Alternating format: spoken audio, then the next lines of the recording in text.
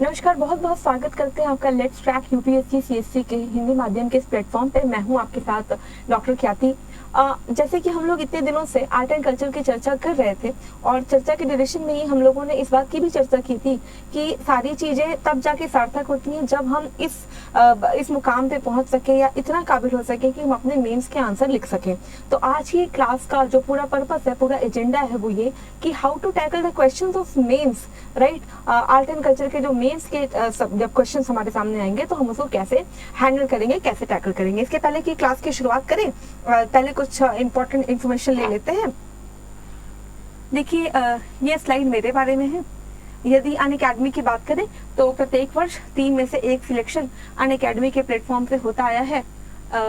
ये आरंभ बैच है जिसकी ड्यूरेशन है 1 वर्ष, और फिर ये फाउंडेशन बैच है जिसकी जो ड्यूरेशन है वो 2 वर्ष है। और इसके साथ साथ यदि बात करी जाए कि कब से स्टार्ट हो रहा है तो ये 29 जून से शुरू हो रहा है। अभ्यर्थी से अधिकारी तक का सफर, जिसमें यदि आप इंटरव्यू तक की चुनौती को पार कर ले जाते हैं तो अनअकैडमी आपको फुल फी रिफंड करने वाला है। मेंस क्वालिटी एनरिचमेंट प्रोग्राम, जिसमें 16 सेक्शन और 4 फुल लेंथ टेस्ट होंगे, जिससे आप अपनी जो तैयारी है उसको और शार्पन कर सकते हैं, मेंस की प्रिपरेशन को। फिर ये यूपीएससी मार्गदर्शक प्रोग्राम है। इसके अलावा RM and foundation batches for IAS 2024 and 2025।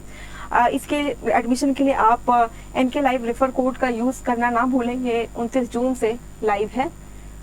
लक्ष्य बैच है जिसकी शुरुआत एक्चुअली 22 जून से ही हो चुकी है, और यदि आप इसमें भी एनरोल करना चाहें तो आप एमके लाइव रेफर कोड का यूज करें। ये कुछ ऑप्शनल बैचेस हैं जी। अब हम आपकी क्लास की शुरुआत करते हैं, जिसमें हमारे डिस्कस का पूरा एजेंडा होगा कि हम मुख्य परीक्षा के प्रश्नों को कैसे हल करें। अच्छा, क्लास की शुरुआत करें उसके पहले मुझे ऐसा ही उम्मीद है कि आपने मेंस के जो क्वेश्चन है पहले ही देखे होंगे। अगर यूपीएससी के बारे में समझे कि भाई मेंस देने के पीछे उनका एजेंडा क्या है, या मेंस देने के पीछे मतलब आयोग क्या सोच रहा होगा, तो देखिए प्रीलिम्स में जो हमारे क्वेश्चन के नेचर होते हैं वो ऑब्जेक्टिव होते हैं। ऑब्जेक्टिव का मतलब हुआ कि आपसे वो समझ देखना, आपसे वो सारी चीजें समझना कि आपने देखा होगा कि जनरली कैसे सवाल आते हैं। मतलब यूपीएससी प्रीलिम्स में कई बार ऐसे सवाल भी आते हैं जिनके बारे में हमने कभी दूर दूर तक सुना नहीं होता, थोड़ा बहुत कभी पता चल गया तो चल गया। तो दरअसल कहीं ना कहीं आयोग ये देखना चाहता है कि जब आपके पास संसाधन बहुत कम होते हैं और चुनौतियां बहुत ज्यादा होती हैं, तब आप निर्णय कैसे लेते हैं। आपने देखा होगा ना, पहले लोग कहते थे कि भाई इसमें ये ट्रिक लगा लो, ऐसा कर लो, वैसा कर लो। तो कहीं ना कहीं ये जो ट्रिक है, ये है मतलब, या दिमाग लगाना है, तो आपको नहीं लगता कि फिर यूपीएससी इस तरह के सवाल ही क्यों देती है, आपको ट्रिक लगाना पड़े या बहुत ज्यादा दिमाग लगाना पड़े, राइट। और किसी भी सिलेबस को आप देखते होंगे तो वहाँ पे क्वेश्चन का पैटर्न कैसा होता है, सीधा सीधा आता है तो आता है, नहीं आता है तो नहीं आता है। ये आईएएस के एग्जाम का प्रीलिम्स होता है, जहाँ पे कई सारे क्वेश्चंस ऐसे आते हैं कि जहाँ पे यदि हम रुके, थोड़ा सोचे, थोड़ा पॉज लें, तो कई बार हम उन सवालों को भी कर ले जाते हैं।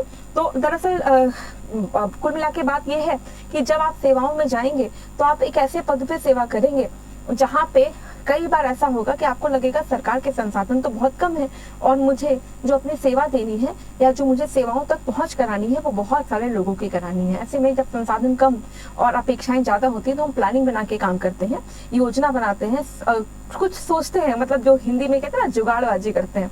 तो ऑब्जेक्टिव जो क्वेश्चंस होते हैं उनका नेचर यही चेक करना होता है कि जब विपरीत परिस्थितियां होती हैं तो आप दरअसल सोचते कैसे हैं। और जब हम सब्जेक्टिव क्वेश्चंस की बात करते हैं तो इसमें वो मूल्य चेक करना होता है, वो मूल्य जानने होते हैं कि क्या आप में एक आईएएस ऑफिसर बनने के सारे लक्षण मौजूद हैं या नहीं है।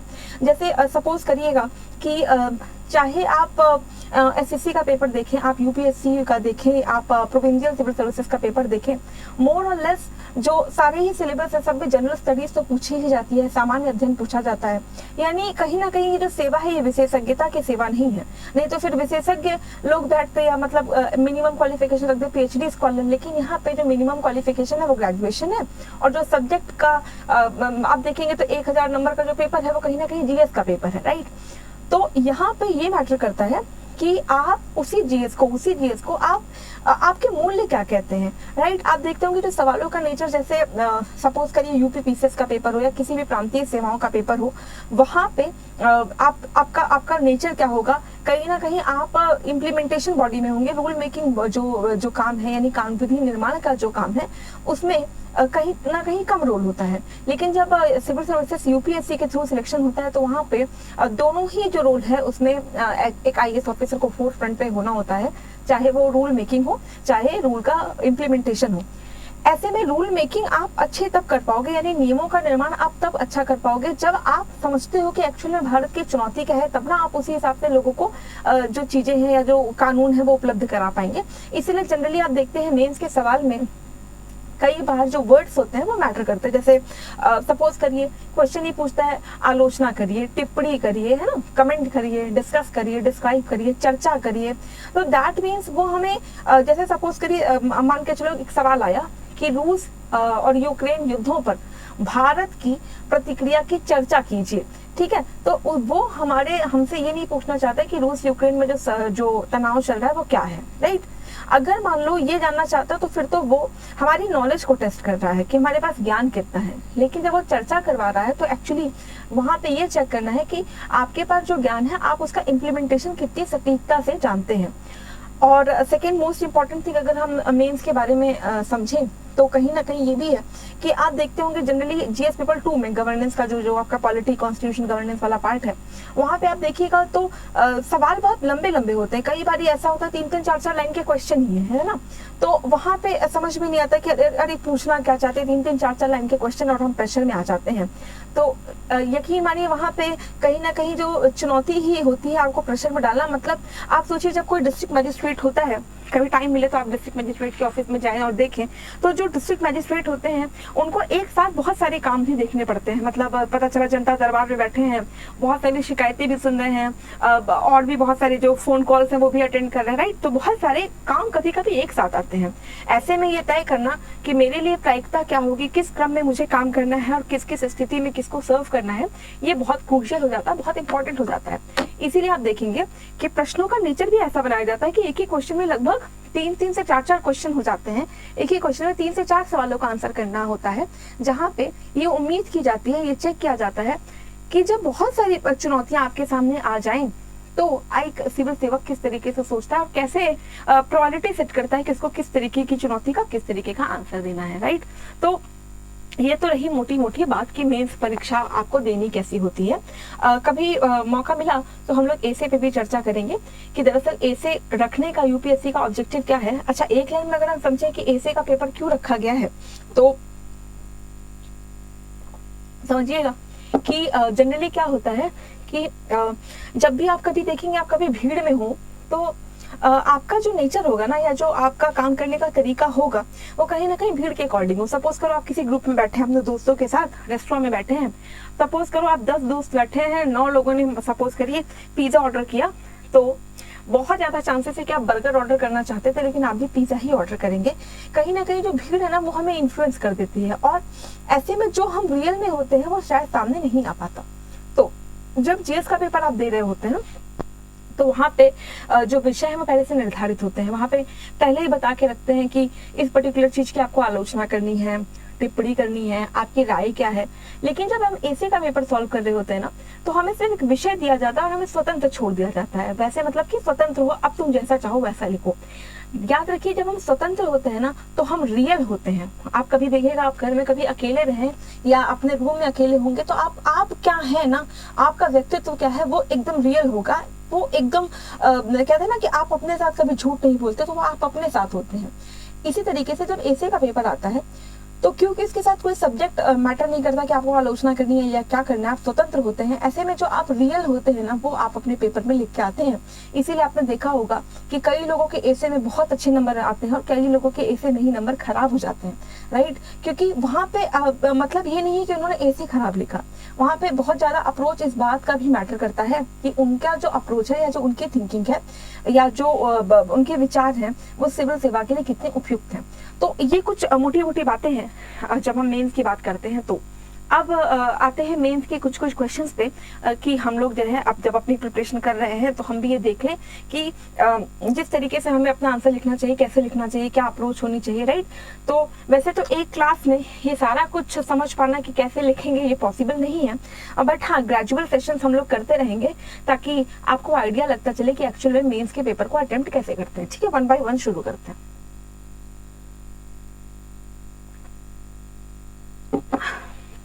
आप लोगों के कोई डाउट्स हो तो आप साथ के साथ उसको एड्रेस करते चलिएगा। तो टॉपिक ही आज का है मुख्य परीक्षा के प्रश्न। अब मुख्य परीक्षा के प्रश्न में शुरुआत करें तो देखिए, जब हमारे सामने प्रश्न आएंगे या क्वेश्चंस आएंगे तो मुझे कुछ मूलभूत बातों का ध्यान रखना चाहिए। अभी मैं ये मान के चल रही हूँ कि सारे के सारे लोग बिगिनर्स हैं, अभी बिल्कुल शुरुआत कर रहे हैं। तो शुरुआत में हम प्रैक्टिस अभी कर रहे हैं, तो प्रैक्टिस कैसे करें ताकि जो है जब हम अगले साल जब मेंस दें तो हम कैसे दिखें। तो या अगर आपको 23 वाला मेंस देना है तो भी आप इस अप्रोच को समझिएगा, लेकिन 0 से हम लेके चलते हैं ताकि सबको समझ में आए। तो जब आप मेंस के क्वेश्चन हल कर रहे हों तो कुछ विशेष बातें कि कैसे कैसे करेंगे। ठीक, देखिए कई बार जब आप क्वेश्चन पढ़ेंगे ना तो ऐसा नहीं होगा कि आपको उस क्वेश्चन का बिल्कुल 100% आइडिया होगा, राइट। एक आपको सार पता होगा, क्रक्स पता होगा, आपको उसी से शुरू करना है।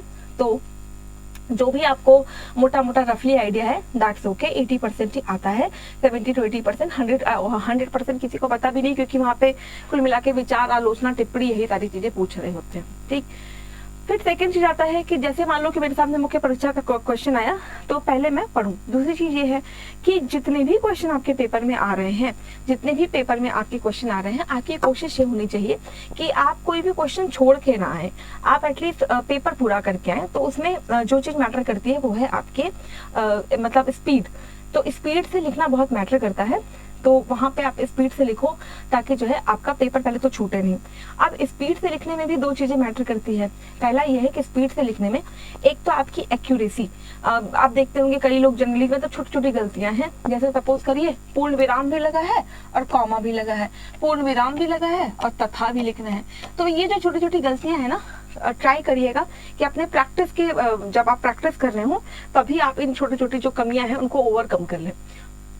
सेकेंड चीज, एक तो मैटर करता है जब आप स्पीड से लिखेंगे आपकी एक्यूरेसी, और दूसरा आपका क्लीन मतलब साफ साफ लिखा होना, साफ सुथरा लिखा होना। अब साफ सुथरा लिखा होने से ये बिल्कुल नहीं है कि आपकी हैंड राइटिंग बहुत खूबसूरत होनी चाहिए। आपकी हैंड राइटिंग है वो ऐसी हो, आपकी लिखावट ऐसी हो कि एटलीस्ट वो पढ़ने में आए कि आपने लिखा क्या है, राइट।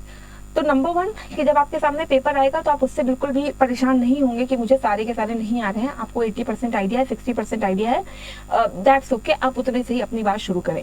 सेकेंड चीज आती है कि आपको अपना पेपर पूरा करके आना है, और पूरा करने में 2 बातें कि आप एक तो स्पीड में लिखें और एक्यूरेट लिखें, राइट। तो स्पीड में लिखेंगे, एक्यूरेट लिखेंगे, और आपकी हैंड राइटिंग अच्छी होनी चाहिए, ऐसी होनी चाहिए कि वो पढ़ने में आए। ठीक, अब जब आपके पास क्वेश्चन आएगा तो आप अपनी शुरुआत कैसे करेंगे, क्या क्या लिखेंगे, वो अभी हम एक एक क्वेश्चन उठाते हैं, उस पर आपसे चर्चा करते हैं।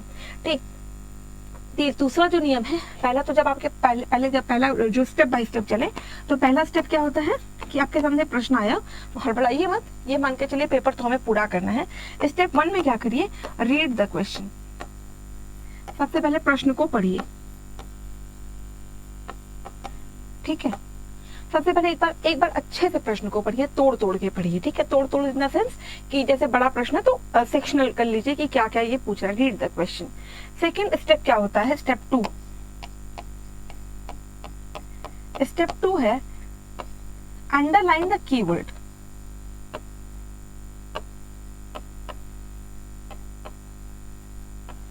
ठीक, अंडरलाइन द कीवर्ड का मतलब क्या हुआ कि आप देखो कि इस पूरे सवाल में मुख्य बातें क्या हैं, आप उनको अंडरलाइन कर लीजिए, राइट।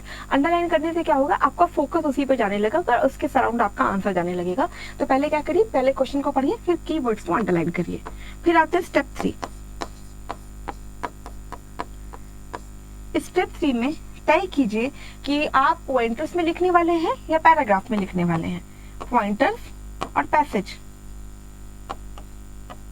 या पैराग्राफ कैसे लिखोगे, ठीक है।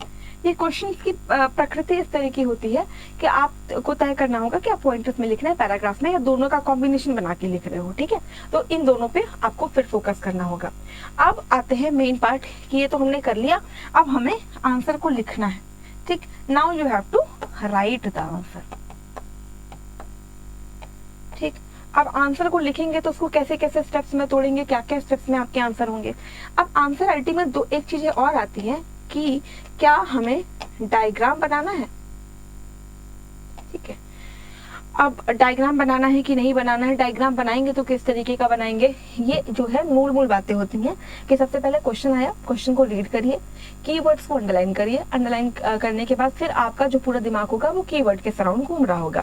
फिर आप तय करो कि आप अपना आंसर पॉइंटर्स में लिखने वाले हो या पैराग्राफ में लिखने वाले हो, और उसके बाद फिर देखिए कि अच्छा अब हम लिखने जा रहे हैं तो हम अपने आंसर में डायग्राम बनाएंगे या नहीं बनाएंगे। अच्छा, डायग्राम बनाने से नो डाउट अच्छे नंबर मिलते हैं, लेकिन वो डिपेंड करता है कि ऐसा ना हो वो थोपा हुआ लगे, राइट। ऐसा नहीं होना चाहिए कि आपका जो है वो लगे कि भाई जबरदस्ती का डायग्राम बना दिया। अच्छा, एक ट्रिक आप और याद रख सकते हैं कि सपोज करो अगर आपके पास लिखने के लिए बहुत सारा मैटर हो, आपको मतलब बहुत सारी बातें आ रही हैं, तो ठीक है आप डायग्राम बनाओ, छोटा सा बना दो। लेकिन अगर ऐसा लग रहा है कि आपके पास लिखने के लिए मैटर कम है तो आप क्या करें, डायग्राम को थोड़ा बड़े में बना दीजिए ताकि आपका जो कवरेज है वो भी मतलब समझ में आए। जैसे सपोज करिए मान लीजिए मेरे से एक क्वेश्चन पूछा गया इंडस वैली सिविलाइजेशन पे कि जो इंडस वैली सिविलाइजेशन है वो चैल्कोलिथिक से कितना जो है इन्फ्लुएंस थी। अब अगर मान लो कि मेरे पास बहुत सारे पॉइंटर्स हैं लिखने के लिए, तो मैं क्या करूँ कि छोटा सा डायग्राम बनाऊं, मतलब इंडिया का मैप बनाऊं, उतना ही पोर्शन हाईलाइट कर दूं जहां से इन दोनों का रिलेशन समझ में आए। मान लीजिए मेरे पास बहुत ज्यादा पॉइंट्स नहीं है लिखने को, तो मैं पूरे इंडिया का मैप बना दूं और उसमें इन पॉइंट्स को डिस्क्राइब कर दूं, राइट। तो ये डिपेंड करेगा कि और आप स्मार्टली और टेक्निकली और डिप्लोमेटिकली अपने आंसर्स को कैसे डील करेंगे। अब जरा एक एक क्वेश्चन पे आते हैं और फिर देखते हैं कि हमें कैसे कैसे एक्चुअली आंसर्स को टैकल करना है। यहाँ तक मेरे ख्याल में आप बात समझ गए होंगे। अब जरा एक एक सवाल उठाते हैं। देखिए, अब इन चीजों की चर्चा हमने ऑलरेडी आपके क्लासेस में, कल्चर की क्लासेस में कर रखी है, तो मुझे उम्मीद है कि आपने जो टॉपिक्स हैं जो हम लोगों ने क्लास में पढ़े हैं उनका एक भली भांति रिवीजन किया होगा। तो अब क्वेश्चन देखिए तो समझ में आए। देखिएगा, सवाल कह रहा है प्रारंभिक भारतीय शिलालेखों में, कहाँ पे, प्रारंभिक भारतीय शिलालेखों में क्या दर्ज तांडव नृत्य की चर्चा करें।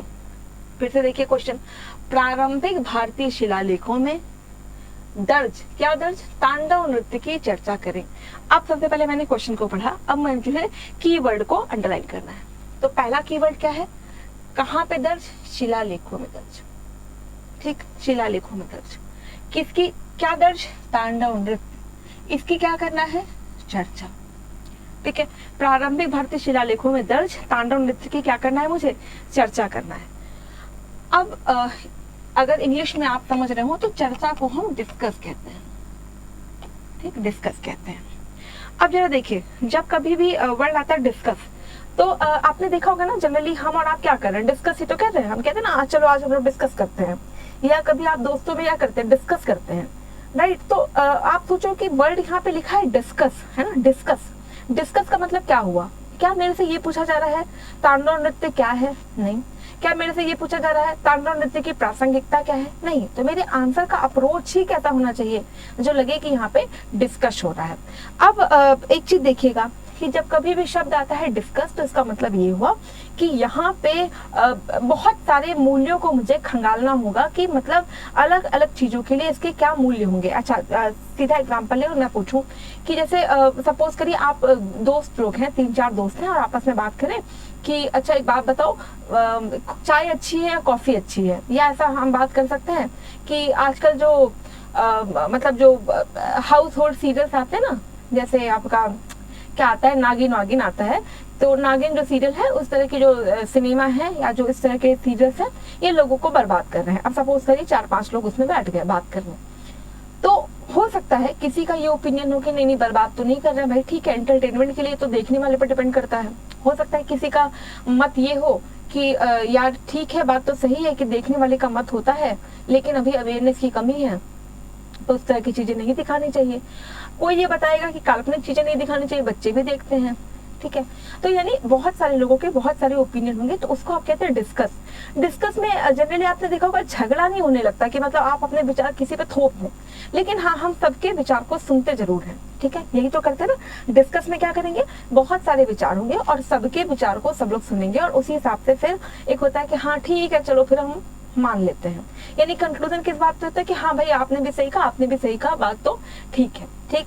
तो यानी जब कभी भी हमारे पास सवाल में डिस्कस शब्द आए तो हमें बहुत सारे स्टेक होल्डर्स देखने होंगे या बहुत सारे आयाम तलाशने होंगे कि हर आयाम में तांडव नृत्य या कोई भी क्वेश्चन हो, कोई भी XYZ क्वेश्चन हो, उसके क्या क्या आयाम सामने आने वाले हैं, ठीक। अब जैसे मान लीजिए कि ये क्वेश्चन हमारे सामने है, प्रारंभिक भारतीय शिलालेखों में दर्ज तांडव नृत्य की चर्चा करनी है। तो चर्चा मतलब विविध आयामों से उसको चेक करना होगा, ठीक है। इसके सामाजिक आयाम, धार्मिक आयाम, राजनीतिक आयाम, आप इस तरीके से कर सकते हैं। आप इस तरीके से कर सकते हैं कि इतिहास में कितना सही था, भविष्य में कितना सही है, ठीक है। इसके अलावा वर्तमान में इसकी प्रासंगिकता क्या है, तो आप इस तरीके से भी कर सकते हैं, मतलब चर्चा ही आपको करनी है। अब दूसरी चीज आई कि भाई इस क्वेश्चन को हमें अटेम्प्ट कैसे करना है या कैसे अटेम्प्ट करें। ये नहीं कोई भी सवाल आता है तो कैसे अटेम्प्ट करें। देखिए किसी भी मेंस के क्वेश्चन के, किसी भी मेंस के सवाल के सॉल्व करने के वैसे तो 1000 तरीके हैं, बट अभी प्रैक्टिस में आप क्या करिए, हर सवाल को पहले जरा 3 भागों में बांट दीजिए। पहले करेंगे हम इंट्रोडक्शन, ठीक, फिर हम आते हैं मेन बॉडी पे, फिर आता है आपका कंक्लूजन, ठीक। तो इन 3 डायमेंशन पे आपको अपने मेंस के क्वेश्चन का आंसर लिखना होता है। पहले आप इंट्रोडक्शन करिए, फिर मेन बॉडी पे जाइए और फिर कंक्लूजन लिखिए। तो अब मान लो कि हमें इसी क्वेश्चन का आंसर लिखना है, तो जो आपका इंट्रोडक्शन होगा ना और जो आपका कंक्लूजन होगा, इंट्रोडक्शन और कंक्लूजन बेस करता है हमारे इस पे, ठीक है। अब जैसे मान लो कि ये हो गया इंट्रोडक्शन, ये कंक्लूजन। तो कंक्लूजन में मतलब आपका आंसर इस शब्द पे खत्म होना चाहिए कि जो आपसे पूछा गया था आपने उसी पे इसका समापन कर दिया, ठीक है। नहीं तो पता चला कि वो आपसे सुझाव मांग रहा है और आप उसमें कंक्लूड कर रहे हैं कि हाँ सब ठीक है, कोई दिक्कत नहीं है। तो इट टोटली डिपेंड्स कि ये जो लास्ट वर्ड है वो क्या कह रहा है, इस हिसाब से तो मेरा कंक्लूजन होना चाहिए। अब आते हैं कि भाई इंट्रोडक्शन करना है या मेन बॉडी करना, तो इसमें क्या लिखें, कैसे शुरू करें। सबसे बड़ी चुनौती ये होती है कि अपने क्वेश्चन को या अपने आंसर को हम दरअसल शुरू कैसे करें। अब सीधी बात पे आए, मुद्दे पे आए, तो देखिए आंसर को शुरू करने के वैसे आप मतलब देखें तो अनगिनत तरीके हैं जिस तरीके से आप अपने क्वेश्चन के आंसर को शुरू कर सकते हैं। अगर मान लीजिए कि फिर भी सीधा सीधा समझें तो आपका सबसे इजी तरीका होता है परिभाषित कर देना। किसी भी जो कीवर्ड है हम इसको क्या करें, परिभाषित कर दें। परिभाषित मतलब क्या, अब सारी चीजों की परिभाषा आप नाउन की तरह थोड़ी लिखोगे, noun is the name of a person, place of thing. यहाँ पे परिभाषा का मतलब होता है आपके शब्दों में दी गई परिभाषा, या आपके शब्दों में कई बार आप देखते होंगे वर्ल्ड बैंक की परिभाषा, UNDP की परिभाषा। जनरली जब आप मेंस की प्रिपरेशन करते हैं तो ये सारी चीजें हम पढ़ते हैं, तो वहां से भी आप परिभाषा ले सकते हैं। तो एक तरीका ये हो गया। इंट्रोडक्शन की हम बात करें तो या तो आप क्या कर दीजिए, कीवर्ड को परिभाषित कर दीजिए, परिभाषित कर दीजिए। अच्छा, परिभाषित के अलावा क्या कर सकते हैं, आप चाहें तो क्वेश्चन के बदले क्वेश्चन कर दीजिए।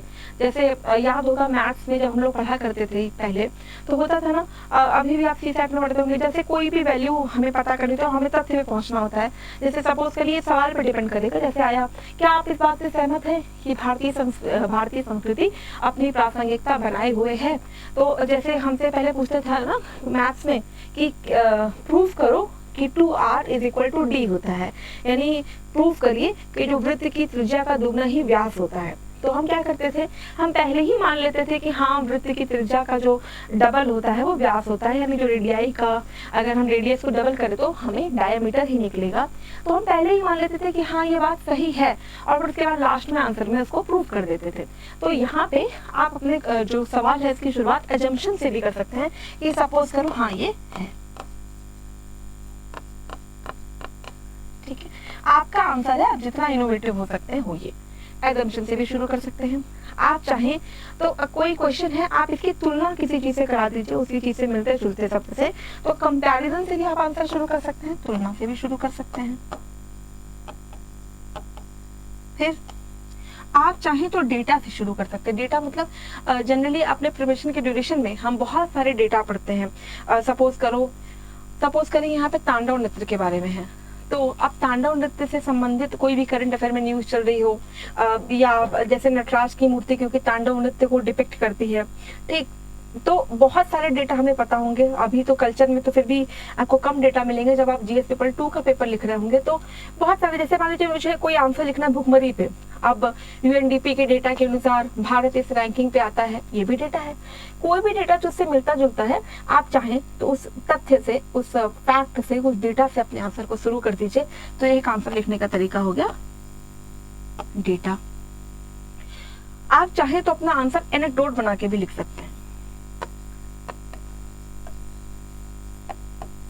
एनेक्डोट, अब ये एनेक्डोट क्या होता है, जैसे आप जनरली एनसीईआरटी की किताबों में देखते होंगे कि वो छोटे से नॉर्मल कॉन्सेप्ट को भी कैसे शुरू करती है, कि जैसे सपोज करिए उनको बोलना है लोकतंत्र समझाना, तो आप देखते होंगे एनसीईआरटी की किताबें क्या कहती हैं, पहेली बूझो से पूछती है कि तुम्हारे मोहल्ले में जब बातें हुई थी, जब सभा हुई थी, तो चाची का मत क्या था।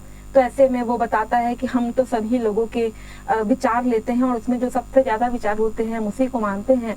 ऐसे में पहेली को समझ में आ गया था कि लोकतंत्र का मतलब क्या है। मतलब आप समझ रहे हैं, एनेक्डोट का मतलब ये हुआ कि 2 से 3 लाइन में छोटी सी एक लघु कथा बना के मैं अपनी बात शुरू कर दूं। जनरली आप अगर पेपर फॉलो कर रहे हो, न्यूज़पेपर वगैरह भी देखते हो, तो कई बार एडिटोरियल्स इस तरीके से छापे जाते हैं। जैसे सपोज करो मुझे किसानों पे कोई आंसर लिखना है कि भाई किसान जो है पूरी तरीके से आज भी वर्षा जल पे निर्भर है, तो मैं क्या लिख सकती हूँ कि हरियाणा में बैठे हुए सतविंदर सिंह अपने खेत में चारपाई डालकर बैठे हुए आसमान की तरफ देख रहे थे और इस इंतजार में कि लगता है इस बार भी बारिश नहीं होगी और हमारी फसल सूख जाएगी। तो इसका मतलब एक ही लाइन में आप एक छोटी सी लघु कथा बना के इस बात को प्रूव कर सकते हैं, इस बात में समझा सकते हैं कि आपको इस टॉपिक की कितनी गहरी समझ है। तो देखिए, इंट्रोडक्शन करने के ये सब बेसिक तरीके हैं, आपको जो उसमें सुटेबल लगे आप वो करिए। और कहीं ना कहीं सजेशन तो ये होगा कि आप हर तरह के क्वेश्चन की प्रैक्टिस अलग अलग तरीके से कर लीजिए, जिससे क्या हो कि जब आप अपने एग्जाम में बैठें तो, क्योंकि अगर 20 क्वेश्चन हमारे सामने हैं तो हम हर 20 क्वेश्चन में एटलीस्ट बहुत सारे वेरिएशन डाल सकें और अपने आंसर्स को लिखें, तो उससे क्या होगा, नंबर मिलने की प्रोबेबिलिटी थोड़ी ज्यादा होगी।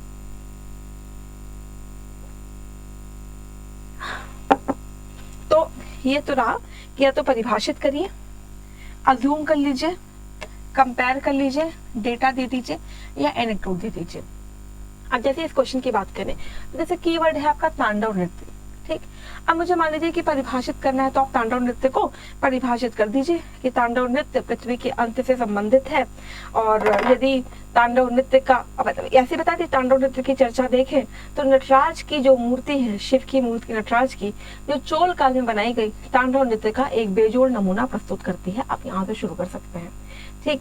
आप चाहें तो इसको यहाँ से भी शुरू कर सकते हैं कि मतलब जैसे मान लो कि एक तो ये परिभाषित करके हो गया, डेटा देकर शुरू करना है तो आप यहाँ से शुरू कर दीजिए कि जो है क्योंकि नटराज को नृत्य का राजा माना जाता है, ऐसे में किसी भी नृत्य परंपरा में नटराज की मूर्तियां भेंट की जाती हैं।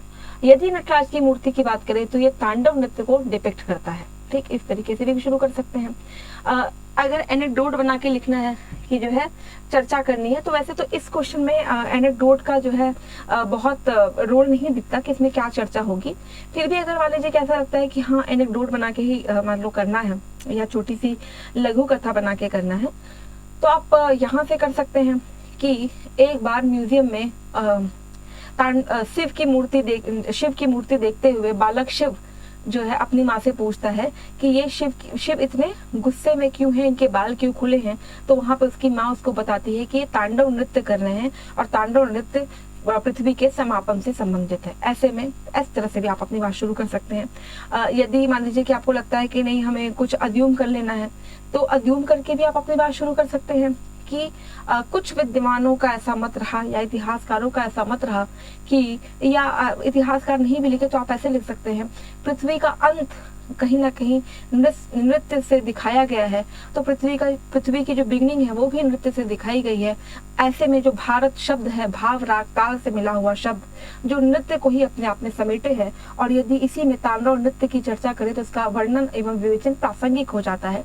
आप अपनी बात ऐसे भी शुरू कर सकते हैं, राइट। तो मेरे ख्याल में आप समझ पा रहे होंगे what I want to convey you all, कि केवल मतलब मेरा मोटो ये नहीं है कि हम आपको इसका आंसर लिख के दे दें और आप रट लो।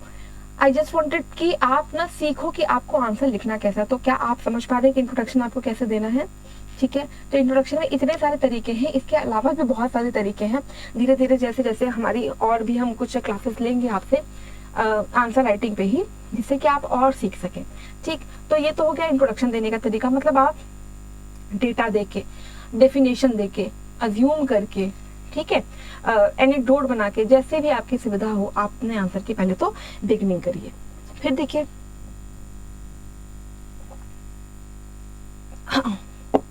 एक बार जैसे हम लोगों ने भी कुछ स्टेप्स देखे थे ना, रीड द क्वेश्चन, अंडरलाइन, और उसके बाद फिर आप उसको 3 भागों में बांटे कि पहले लिखेंगे इंट्रोडक्शन, फिर लिखेंगे मेन बॉडी, और फिर लिखेंगे कंक्लूजन। अब जैसे ही आप अपने क्या कहते हैं मेन बॉडी पे आएंगे कि अब हम मुझे मेन बॉडी में लिखना क्या है, क्या क्या लिखोगे, तो पहले आपको देखो मतलब कहीं ना कहीं तांडव नृत्य के बारे में क्या क्या पता है। ठीक है, अभी जब तक आप प्रैक्टिस कर रहे हैं तो आप हैफिजर्ड वे में कहीं लिख लिया करो। जैसे जब तक कि आप प्रैक्टिस कर रहे हो ना अपने घर पे, तब तक आप क्या करो कि जैसे जो भी इन्फॉर्मेशन आ रही है आप पहले हैफिजर्डली लिख लो। जैसे सपोज करो तांडव नृत्य की बात करें तो क्या समझ में आता है, ये पृथ्वी के अंत से संबंधित है।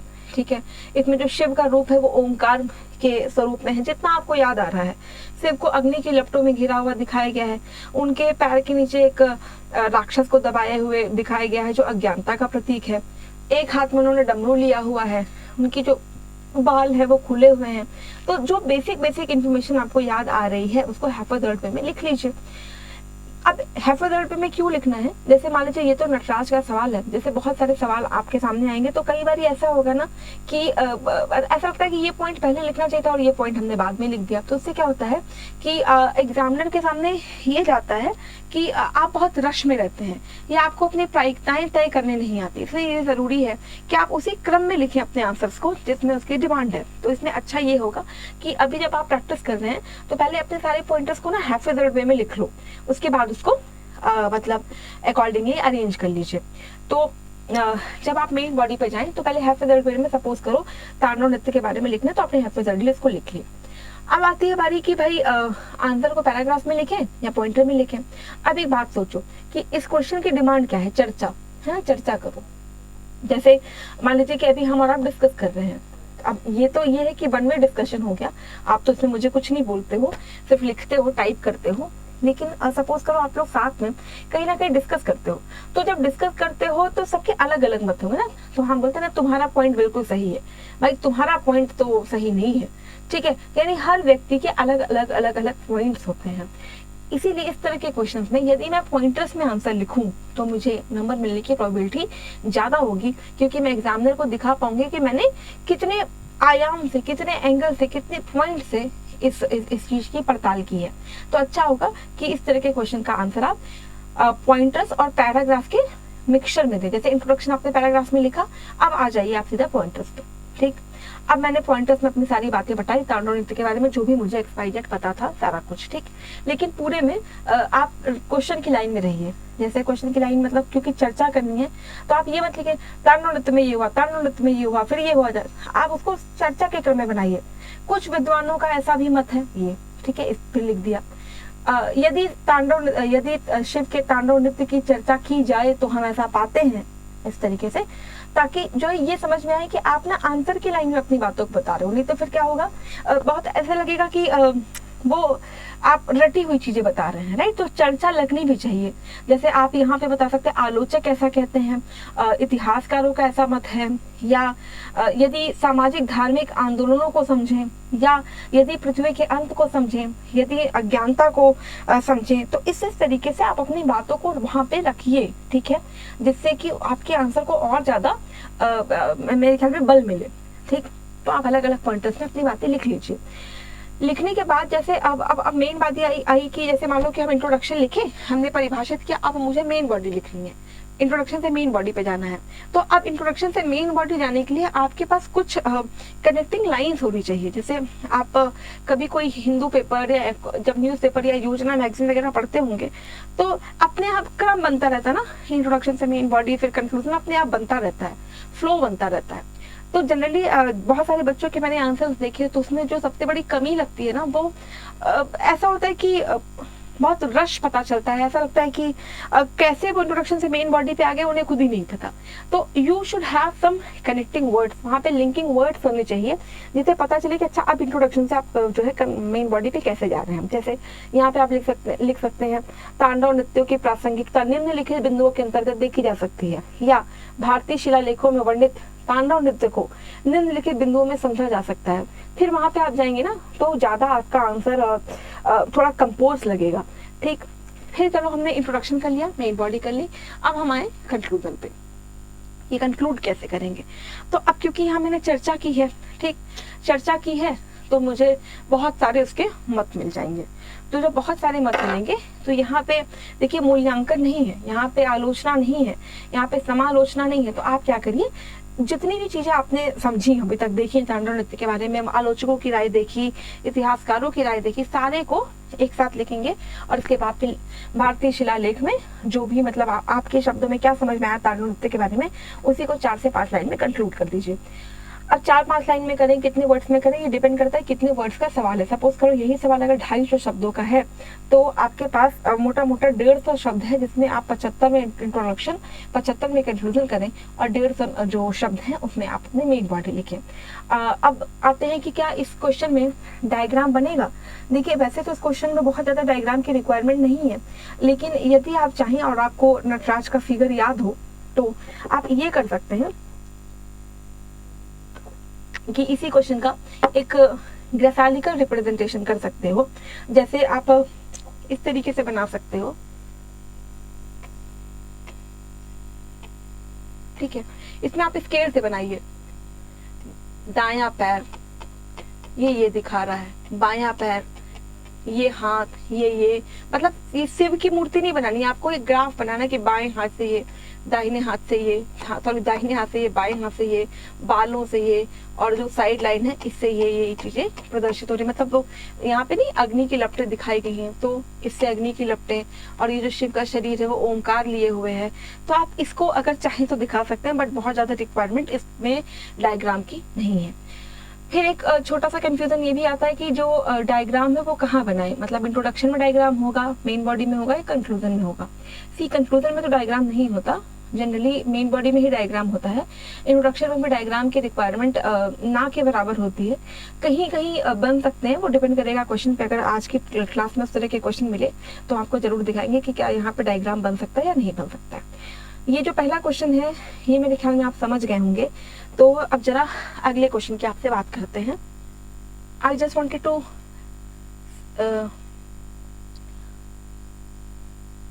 कन्वे द मैसेज कि आप अपने आंसर को कैसे लिखेंगे, ठीक है। देखिए अगेन चर्चा करना है।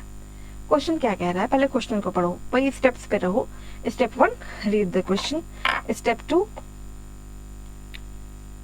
Underline the keywords, and then you will have to try to कि अब हमें लिखना है तो किस में लिखे, पॉइंटर्स में लिखे या पैराग्राफ में लिखे, फिर कैसे कैसे लिखे उस पर आते हैं। क्वेश्चन देखिए कह रहा है चोल वास्तुकला मंदिर वास्तुकला के विकास में एक उच्च वाटरमार्क का प्रतिनिधित्व करती है। फिर से क्वेश्चन देखिए, चोल वास्तुकला मंदिर वास्तुकला के विकास में एक उच्च वाटरमार्क का प्रतिनिधित्व करती है। क्या करनी है, चर्चा, ठीक। क्वेश्चन तब तक पढ़े जब तक आपको क्वेश्चन का क्रक्स ना समझ में आए। फिर से देखो, चोल वास्तुकला क्या करती है, मंदिर वास्तुकला के किसमें, विकास में, ठीक है। मंदिर वास्तुकला में नहीं, मंदिर वास्तुकला के विकास में एक उच्च वाटरमार्क का क्या करती है, प्रतिनिधित्व। Now what is my second step, underline the keyword. पहले मैंने क्वेश्चन पढ़ा, कीवर्ड देखिए, क्या करती है, चोल वास्तुकला, किसमें, मंदिर वास्तुकला में। मंदिर चोल वास्तुकला मंदिर वास्तुकला की किसमें, विकास में। विकास में क्या प्रदर्शित करती है, वाटरमार्क, और वाटरमार्क कैसा वाला, उच्च, और प्रदर्शित नहीं प्रतिनिधित्व करती है।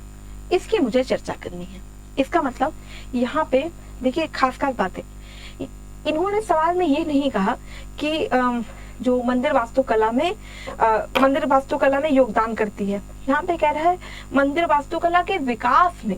अब विकास कैसे हुआ? जैसे पहले आप क्लास 5 में थे, फिर 6 में गए, फिर 7th में गए, तो ये आपका क्या हो रहा है? विकास हो रहा है।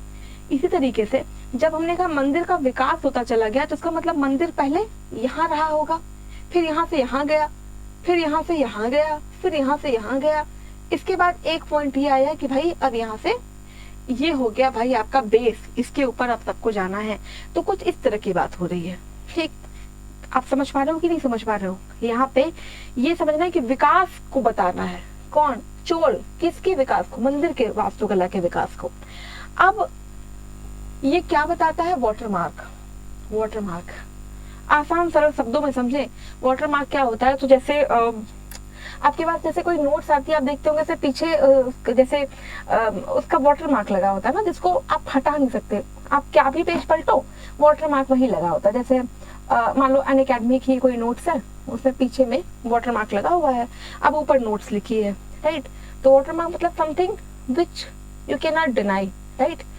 तो अब यहाँ पे मुझे इस क्वेश्चन को तो समझ में आ गया कि ये हमसे दरअसल सवाल ये कह रहा है कि मुझे चोल मंदिर कला को देखो। इसीलिए मैंने आपसे पढ़ाते समय भी ये बताया था कि ये इम्पोर्टेंट नहीं है कि मुझे सारी बातें आती हूँ, ये इम्पोर्टेंट है कि मैं उन जो कुछ बातें मुझे पता है उसमें से भी अपने काम की बातें निकाल लूँ। इसमें कह रहा है चोल वास्तुकला मंदिर वास्तुकला के विकास में। ठीक, तो इसका मतलब मंदिर वास्तुकला पहले कहीं से विकसित हुई। अब इसका पहले मुझे क्या करना है? मैंने कीवर्ड अंडरलाइन करना है, तो ये कीवर्ड मैंने अंडरलाइन कर दिया। अब क्या करना है? अब मुझे लिखना है, तो मैं लिखूंगी किसमें? पॉइंटर में या पैराग्राफ में, क्योंकि चर्चा करनी है तो अच्छा होगा कि पॉइंटर में। ठीक, अब अगेन कि अपने आंसर की शुरुआत हम कैसे कर सकते हैं? फिर से वही तरीका, या तो पहले इंट्रोडक्शन, मेन बॉडी और कंक्लूजन, यही करना है। ठीक, अब इस बार अगेन इंट्रोडक्शन में इधर यू कैन डिफाइन, परिभाषित करिए, एनेक्डोट बना दीजिए, डेटा दे दीजिए, अजम्पशन दे दीजिए। ठीक है, ऐसे ही बहुत सारे तरीके, कंपैरिजन कर दीजिए। खैर, अब इसमें मैं डिफाइन किसको करूँ? चोल वास्तुकला को करूँ या मंदिर वास्तुकला को करूँ? ठीक है, ये डिपेंड करेगा। अब चोल वास्तुकला और मंदिर वास्तुकला में ज्यादा महत्व आपको किसका लग रहा है क्वेश्चन के हिसाब से? इसमें हमसे मंदिर वास्तुकला प्राइमरी नहीं पूछा, इसमें पूछना चोल वास्तुकला मंदिर वास्तुकला में। तो आप अपने आंसर की शुरुआत कैसे कर सकते हैं? सपोज करो मुझे इसको डिफाइन करना है, तो आप क्या बताएंगे कि भारतीय इतिहास में यदि मंदिर वास्तुकला की बात करी जाए तो ये तीन भौगोलिक क्षेत्रों में मतलब विभाजित करके समझी जा सकती है, जिसमें नागर शैली जो उत्तर भारत के मंदिरों, द्रविड़ शैली जो दक्षिण भारत के मंदिरों, वहीं बेसिक शैली जो इन दोनों के अमलगमेशन पे, समायोजन पर निर्भर करती है। ऐसे में यदि चोल की बात करी जाए तो चोल मंदिर द्रविड़ मंदिर शैली को प्रतिनिधित्व देते आए हैं। ठीक, आप ऐसे भी शुरू कर सकते हैं। आप चाहें तो कैसे बता सकते हैं कि भारत में जब हम लोगों ने चर्चा की तो याद होगा आपको कि मैंने बताया था पहले प्रतीक, फिर प्रकृति, फिर आस्था, इन सब की बात हुई। तो आप लिखेंगे भारत हमेशा से आस्था, या ऐसा ही लिखिए भारत आस्थाओं का देश माना जाता है। ऐसे में जब आस्था को उपासना से जोड़ा जाने लगा तो उसी क्रम में भारत में मंदिरों का विकास हुआ, जो 3 शैलियों में जो है विभाजित हुआ, और जिसमें चोल शैली भारत में द्रविड़ शैली को प्रतिनिधित्व प्रदान करती है। ठीक है, चोलों का योगदान, चोलों का मंदिर वैसे तो चोलों का योगदान जो है प्रत्येक क्षेत्र में देखा गया है, परंतु यदि मंदिर वास्तुकला की बात की जाए तो अलग अलग विद्वानों ने इनकी मंदिर वास्तुकला में भूरी प्रशंसा की है। ऐसे में प्रश्न का जो चर्चा है, प्रश्न का जो प्रासंगिकता है, इसका वर्णन विवेचन प्रासंगिक हो जाता है। आप ऐसे करके अपनी बात शुरू कर सकते हैं। इसके अलावा यदि चोल कला के विकास को और अच्छे मतलब और शब्दों में लिखना, तो आप ऐसे भी शुरू कर सकते हैं कि भारत में चोल मंदिर वास्तुकला के पूर्व ही भारत में मंदिर वास्तुकला की शुरुआत हो चुकी थी। चोल वास्तुकला द्रविड़ वास्तुकला शैली का प्रतिनिधित्व करती है, और चोलों के पहले भारत में पल्लवों द्वारा मंदिर निर्माण की शुरुआत हुई थी। याद करिएगा, सबसे पहले पल्लव, फिर चोल, फिर विजयनगर, फिर नायक, तब तो हम जो है विकास यात्रा दिखा पाएंगे। ठीक, तो ये तो हो गए आपको इंट्रोडक्शन देने के तरीके, जहाँ पे आप इतने तरीके का इंट्रोडक्शन दे सकते हो, इस तरीके से दे सकते हो। आप समझ रहे हो कि नहीं? फिर आता है इंट्रोडक्शन से मेन बॉडी पे कैसे जाए। ठीक, तो यहाँ पे आप लिखेंगे कि विकास कभी भी मतलब जैसे पहले कनेक्ट करोगे ना मेन बॉडी को आपके मतलब इंट्रोडक्शन को मेन बॉडी से आप लिखेंगे विकास अकेले में या एकल में होने वाली व्यवस्था नहीं है। विकास अपने आप में सारगर्भित अर्थ लिए हुए है। ऐसे में यदि मंदिर वास्तुकला में चोलों का योगदान देखा जाए तो उन्हें निम्नलिखित बिंदुओं में समझा जा सकता है। तो आप इस तरीके से इसको कनेक्ट कर लीजिए। ठीक, अब जैसे मान लो मुझे चोलों में क्या क्या पता है। ठीक, मोटा मोटा मुझे ये पता है कि जब पल्लव लोग थे तो उन्होंने रथ मंदिर बनवाए थे। ये चोल लोग हैं जिन्होंने मंदिर विकास में बहुत सारे योगदान दिए। कहाँ कहाँ योगदान देंगे? पहले तो मुझे ये पता है द्रविड़ मंदिरों की खास खास बातें क्या है। गर्भगृह होगा, हाँ, यहाँ पे शिखर की जगह विमान होगा, कलश की जगह स्तूपिका होगी, मंदिर में वाहन होंगे, होना ही होना है, जो है देवता का वाहन होगा। मंदिर का जो दरवाजा होगा उसको गोपुरम कहेंगे। फिर हमें ये भी पता है कि क्या कहते हैं, जो द्रविड़ मंदिर है वो 4 दीवारी से घिरा हुआ होगा, वहां पे तालाब होना ही होना है। ये तो बेसिक मुझे पता ही है। तो अच्छा है ना कि मुझे बेसिक पता है, तो कुल मिला के चोल में भी यही सब हुआ होगा। अब क्योंकि वाटर मार्क है तो उसका मतलब हर आयाम में उन्होंने बेस्ट काम कर दिया होगा। तो याद होगा आपको कि चोलों में हमने ये देखा था कि इन्होंने शिल्पकारी पे बहुत ध्यान दिया, गोपुरम बहुत अच्छे बनवाए, ठीक, कहीं ना कहीं अपने जीएस को प्रदर्शित किया। तो अब जब मेन बॉडी में मुझे जो थोड़ा बहुत पता है, पहले मैं उसको हैफेदर्डी लिख लूं। इस क्वेश्चन में क्योंकि आपको विकास दिखाना है तो बहुत अच्छा होगा कि आप इसमें डायग्राम भी बनाते हैं। डायग्राम कैसे बनाएंगे?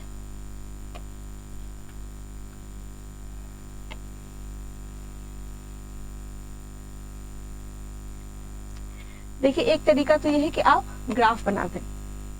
ठीक, ऐसे बना दो। एक तरफ लिख दीजिए मंदिर वास्तुकला,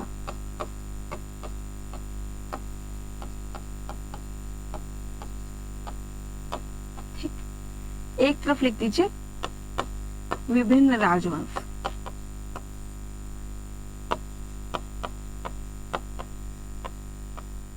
तो जो सबसे पहला आया था वो कौन था? पल्लव। यहाँ पे आप लिख सकते हैं विमान, या आप यहाँ से लिखो गर्भगृह, या छोड़ो ये भी नहीं लिखना तो नहीं लिखो, चलेगा, ऐसे कर दो। अभी इजी पे ही रहता है, बहुत टफ नहीं करते हैं, धीरे धीरे समझिए। पल्लव के बाद आए थे द्रविड़ मंदिर में चोल, विजयनगर, नायक। इन्हीं के क्रम में हमने देखा था द्रविड़ मंदिर। पल्लव में अगर यहाँ तक गया, यहाँ तक एक लाइन खींच दीजिए कि इतना विकास हुआ है। यहाँ पे कुछ कुछ चीजें लिख दीजिए, जैसे रथ मंदिर, जो जो आपको पॉइंट्स याद आ रहे हैं, महाबलीपुरम का रथ मंदिर, ठीक है, ये सब लिखा। चोल में थोड़ा ऊपर गया। अब चोल में जब ऊपर गया तो क्या क्या हुआ, यहाँ पे लाइन खींचे और लिख दीजिए क्या क्या हुआ था। गोपुरम बड़े हुए, मतलब प्रवेश द्वार हुए, वाहन बना, इन्होंने शिल्पकारी पे बहुत काम किया। तो जो जो चीजें हैं वो आप यहाँ पे पॉइंट्स में लिख लीजिए।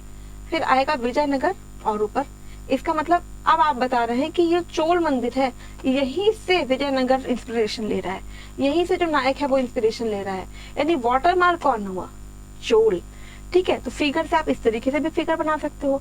आप चाहो तो इसका रेडियाई में भी बना सकते हो।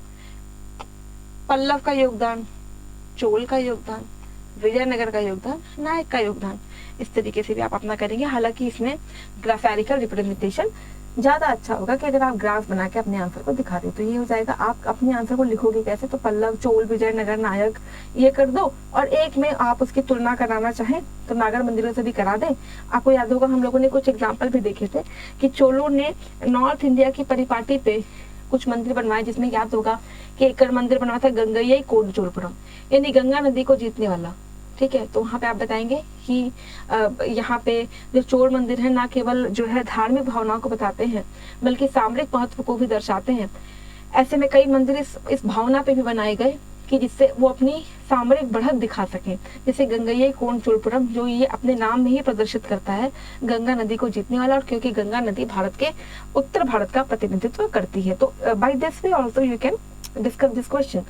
फिर आते हैं कंक्लूजन पे कि कंक्लूजन इसका कैसे लिखोगे। तो जैसे अभी हम लोगों ने इसके पहले वाला क्वेश्चन देखा था ना कि जहां कहीं भी चर्चा होगी आपको सारे व्यूज को कलेक्टिवली कंपाइल करके आंसर में अपने लिख देना होता है।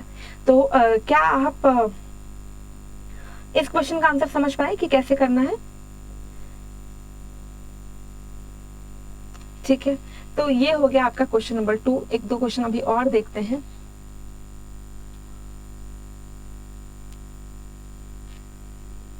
अगेन चर्चा करिए। ज्यादातर जो आर्ट एंड कल्चर और हिस्ट्री के क्वेश्चंस होते हैं वो चर्चा पे ही आते हैं।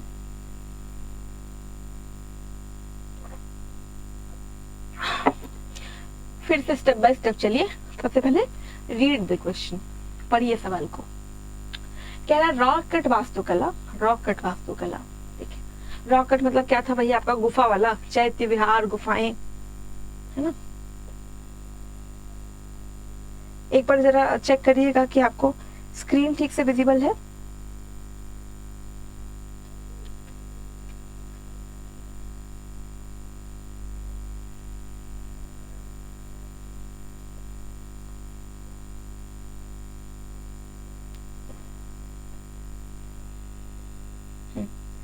देखिए क्वेश्चन पहले पढ़ते हैं। कह रहा है रॉक कट वास्तुकला प्रारंभिक भारतीय कला और इतिहास के हमारे ज्ञान के सबसे महत्वपूर्ण स्रोतों में से एक का प्रतिनिधित्व करती है। इसकी चर्चा करनी है। पहले तो हम फिर से क्वेश्चन पढ़ें और समझें क्या कह रहा है। रॉक कट वास्तुकला किसका? प्रारंभिक भारतीय कला है। रॉक कट वास्तुकला प्रारंभिक भारतीय कला। प्रारंभिक मतलब कि जब मतलब कलाओं की हम बात करते हैं तो शुरुआत से हम इसको देख रहे हैं। तो बट ऑब्वियस सी बात है कि गुफा वगैरह तो हम प्रकृति से ही देख के आ रहे थे ना, भीमबेटका, जोगी मारा, ये सब पहले से ही क्या थी, मौजूद थी। तो रॉक कट वास्तुकला प्रारंभिक भारतीय कला है। ठीक, फिर क्या कह रहा है, और इतिहास के हमारे ज्ञान के। इतिहास में आपको क्या ज्ञान मिलता है? ये बार बार स्क्रीन जो है ब्लर हो रही है, एक बार चेक कर लें आप क्या आपको दिख रहा है ठीक से। आई थिंक कि अभी प्रॉपर विजिबल है। और इतिहास की हमारे ज्ञान के, तो इतिहास में हमें क्या ज्ञान मिलता है कि जो पहले की पॉलिटिक्स थी वो कैसे कैसे थी, पहले की जो इकोनॉमी थी वो कैसे कैसे थी, है ना, और चीजों का डेवलपमेंट किस किस तरीके से हुआ है, और उसका क्रम समझना होता है। इतिहास वो नहीं है, मान लो जो मेरे से कोई पूछे तुम्हारा इतिहास क्या है, मैं बोलूँ कि 2000 में मैं क्लास 8th में थी, ठीक है, 2008 में मैंने लेट से ऐसे बताना शुरू करूँ कि 2013 में तो मैं अपना ग्रेजुएशन में थी। कभी फिर बोलूँ कि जब मैं छोटी थी तो मैं ऑल इंडिया रेडियो में काम करती थी। तो इसका मतलब ये हुआ कभी छोटेपन की बात, कभी ग्रेजुएशन की बात। तो इतिहास का मतलब होता है जब क्रमवार बताएं। मैं बोलूँ, आप कोई मेरे से बोले आपका परिचय क्या है, मैं बोलूँ मेरा नाम ये है, मैं इस जगह से बिलोंग करती हूँ, मेरे फादर ये है, मेरी पढ़ाई इस तरीके से हुई है, यानी मैं अपना क्रम बता दूँ। तो कहीं ना कहीं मैंने क्या बता दिया, अपना इतिहास। तो ये कह रहा है इतिहास के हमारे ज्ञान के सबसे महत्वपूर्ण स्रोत नहीं, लिखा सबसे महत्वपूर्ण स्रोतों में से एक। इसका मतलब और भी बहुत सारे स्रोत हैं, उनमें से एक ये भी है। इसका क्या कर रही है, प्रतिनिधित्व। अब आपको करनी है चर्चा। अगेन पहले अंडरलाइन करिए कीवर्ड्स को। तो यदि पहले आप कीवर्ड्स को अंडरलाइन करें तो पहला वर्ड क्या है, क्या, रॉक कट वास्तुकला। किसको? प्रारंभिक भारतीय कला को भी और इतिहास को भी। ठीक है, कौन? ये प्रारंभिक रॉक कट वास्तुकला भारतीय कला मतलब कला और इतिहास के, किसके? ज्ञान के। तो कौन कौन से ज्ञान? सामाजिक, उस समय के, आर्थिक, राजनैतिक, सांस्कृतिक, धार्मिक,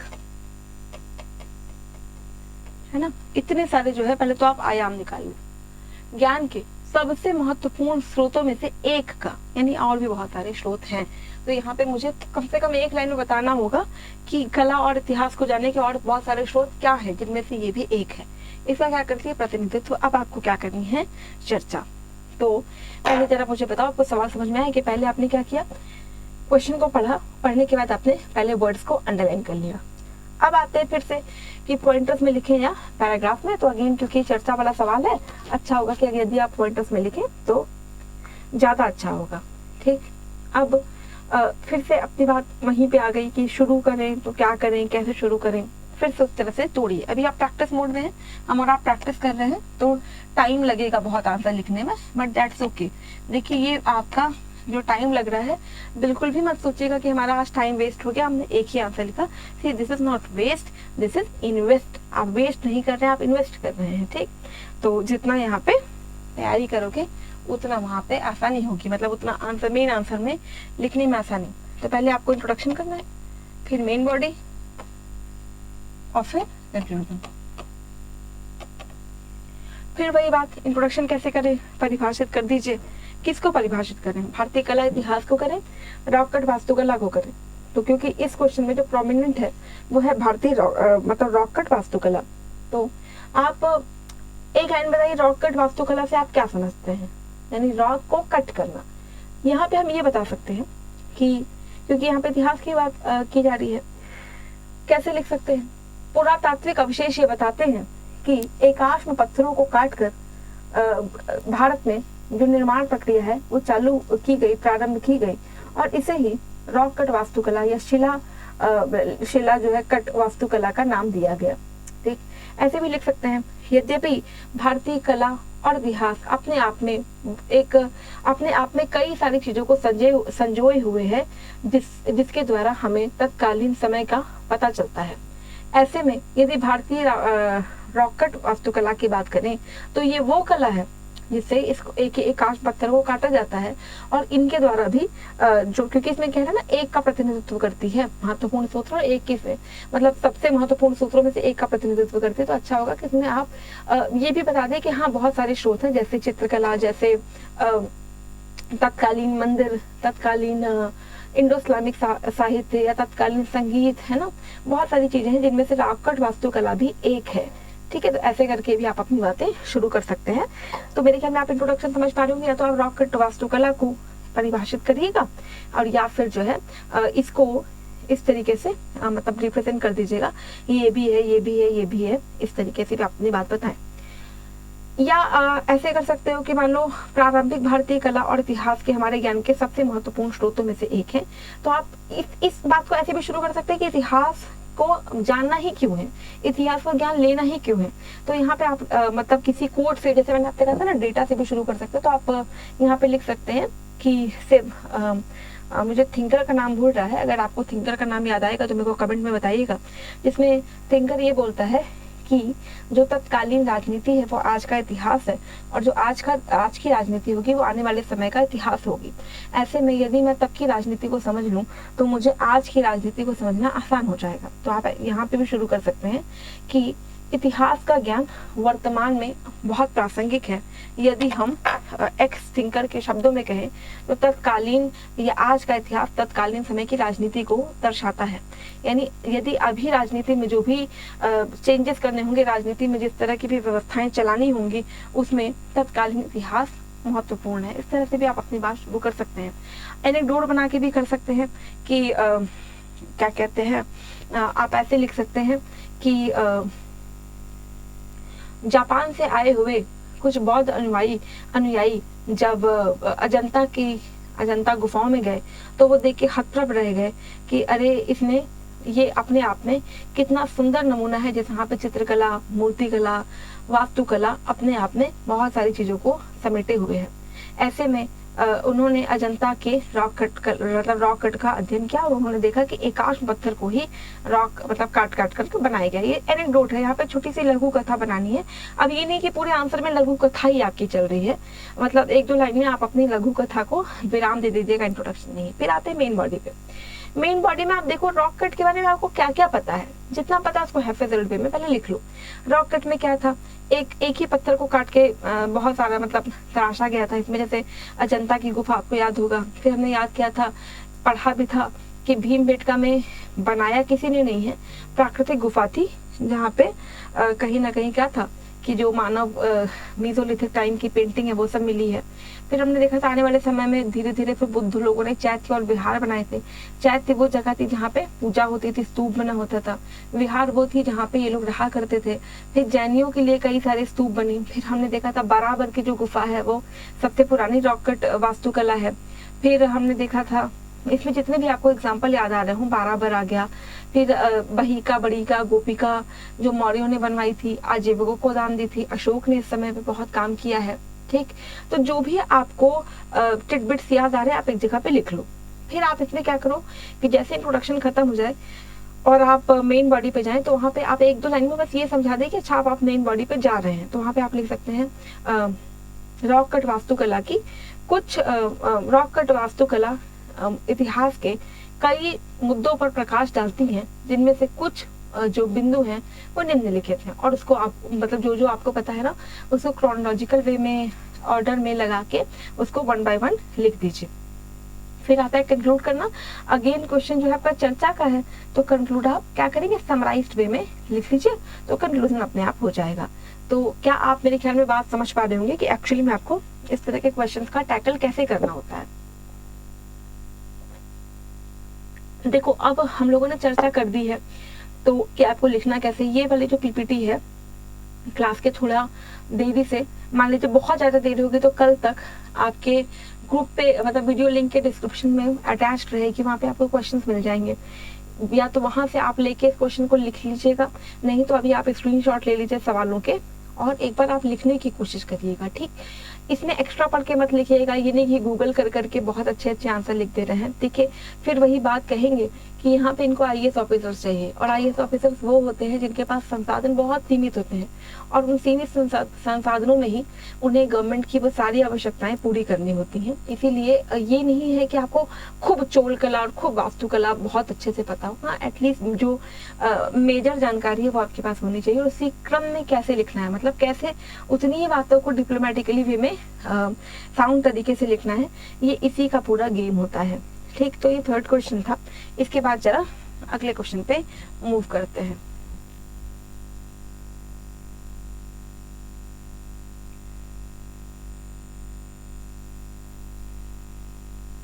फिर देखिए क्वेश्चन कह रहा है मंदिर वास्तुकला की नागर शैली, मंदिर वास्तुकला की नागर शैली ज्यादातर भारत के उत्तरी भाग में प्रचलित है। ठीक, इस संदर्भ में मंदिर वास्तुकला की नागर शैली की मुख्य विशेषताओं पर चर्चा करनी है। तो पहले क्या करेंगे हम लोग, अगेन वही बात, ये पहले जरा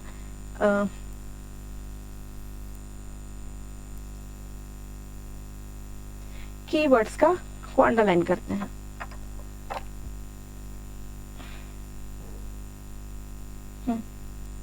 तो पहले कीवर्ड्स को अंडरलाइन करिए, क्या क्या। मंदिर वास्तुकला की नागर शैली भारत के कौन से भाग में प्रचलित है, उत्तरी भाग में प्रचलित है।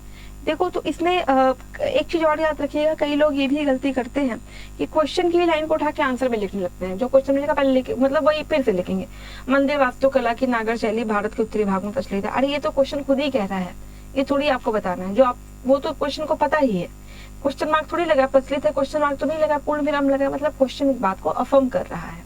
ठीक, तो वही लाइन उठा के आंसर में नहीं लिखते हैं। मंदिर वास्तुकला की नागर शैली कहाँ प्रचलित है, उत्तरी भाग में, ये आपका क्वेश्चन कह रहा है। इस संदर्भ में क्या बताना है, इस संदर्भ में मंदिर वास्तुकला की नागर शैली की विशेषता नहीं कह रहा है, मुख्य विशेषता कह रहा है। ठीक है, मतलब मुख्य का मतलब ये होगा कौन कौन सी जो चीजें हैं वो आपकी प्रोमिनेंट है। तो अब इस क्वेश्चन में देखिए फिर से वही कि पहले कीवर्ड को अंडरलाइन करें। मंदिर वास्तुकला की किसकी बात हो रही है, नागर शैली की बात हो रही है। ठीक है, कहाँ स्थित है, उत्तरी भाग में स्थित है। इस संदर्भ में मंदिर वास्तुकला की विशेषता पे चर्चा करनी है, अंडरलाइन कर लिया। अब क्या करेंगे, डिवाइड करिए कि किस किस में हमें आंसर लिखना है। तो फिर से आंसर के लिए इसको डिवाइड करते हैं, इंट्रो, मेन बॉडी, कंक्लूजन। ठीक, अब इसको शुरू कैसे करें, या तो आप मंदिर वास्तुकला से शुरू करिए, नागर शैली से शुरू करिए, तो आप चाहें तो भैया मंदिरों के डेवलपमेंट से एक लाइन में शुरू कर दीजिए, तो या तो परिभाषित करके या डेटा के आधार पे हमें इस आंसर को शुरू करना होगा। ठीक, तो आप इसको कैसे शुरू कर सकते हो, आप सीधा पहले एक लाइन में बता दो कि एक्चुअली या इट अप टू यू कि अगर आप चाहे जैसे शुरू करते, जैसे कुछ तरीके हम आपको बताते हैं। आप चाहे तो इसको मंदिर वास्तुकला से शुरू करिए कि भारत वही लाइन भारत के प्रारंभिक भारत में आस्थाओं पर बल था, जहाँ प्रतीकों की पूजा की जाती थी, और धीरे धीरे प्रतीकों का स्थान प्रकृति ने ले लिया। और भारत में जब भक्ति की शुरुआत हुई तो वहां से शगुन निर्गुण की शुरुआत होती है, और शगुन के आते ही भारत में देवालयों की स्थापना होनी प्रारंभ हो गई। वैसे तो हाँ, ऐसे लिखना शुरू कर दीजिए, और इसी क्रम में जो मंदिर वास्तुकला उसको 3 भागों में बांटा गया, द्रविड़, नागर और बेसर, जहाँ नागर शैली को ही उत्तर भारत की मुख्य शैली मानी जाती है ना, या नागर शैली ही उत्तर भारत की शैली मानी जाती है। इसी क्रम में यदि प्रश्न का अवलोकन करें, ठीक है, तो नागर शैली की विशेषताएं निम्नलिखित बिंदुओं में समझी जा सकती है। अब देखो, क्योंकि ये जो क्वेश्चन है यहाँ पे आपको विशेषता बतानी है, इसका मतलब यहाँ आपके लिए डायग्राम बनाना कंपल्शन है, यहाँ आपको डायग्राम बनाना ही बनाना है। तो डायग्राम बनाने का मतलब ये नहीं कि बहुत सुंदर बना देना है, ग्राफिकल वे में बताइए। नागर शैली में याद होगा कि क्या क्या रहता है। सबसे पहले क्या रहेगा, गर्भगृह, ठीक, गर्भगृह के ऊपर विमान, शिखर लिखते जाइएगा साथ के साथ आंसर में, शिखर। यहाँ पे क्या होता है, आमलक, फिर क्या होगा, कलश, फिर क्या होगा, ध्वज। आप सीधा बना लीजिएगा, मेरे से टेढ़ा हो गया, ध्वज। फिर महामंडप, अर्धमंडप,